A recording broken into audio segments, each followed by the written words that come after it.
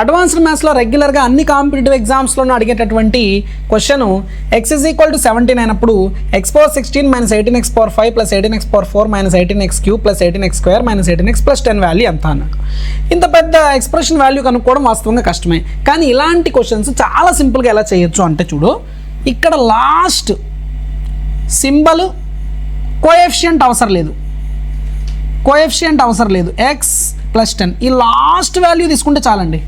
Last value అంటే -x + 10 సింపుల్గా దాన్ని ఒక్కడని తీసుకుంటే చాలు. దాని కోఎఫిషియంట్ కూడా అవసరం లేదు, లాస్ట్ ఉండే రెండు తీసుకోవాలి. ఆ లాస్ట్ ఉండే రెండిట్లో కూడా దాని ముందుది కోఎఫిషియంట్ మనకు అవసరం లేదు. ఓకేనా? రైట్, చూడు -x అంటే 17 + 10 10 - 17 ఎంత? -7 is the answer. Very very simple, with in సెకండ్స్లో చేయొచ్చు. సేమ్ అదేవిధంగా ఇంకో క్వశ్చన్ చూడు. ఇప్పుడు అదే x = 11 అయితే x⁴ - 12x⁴ + 12x³ - 12x² + 12x - 11 value ఎంత అని అడుగుతున్నాడు కదా. ఇలా అడిగినప్పుడు మనం ఏం చేద్దామంటే లాస్ట్ సింబల్, ఓకేనా, కోఎఫిషియంట్ అవసరం లేదు, దాని వేరియబుల్ తీసుకోవాలి. -11 లాస్ట్ రెండు టర్మ్స్లో ఫస్ట్ టర్మ్లో కోఎఫిషియంట్ మాత్రం అవసరం లేదు, ప్లస్ x - 11 x అంటే ఎంత?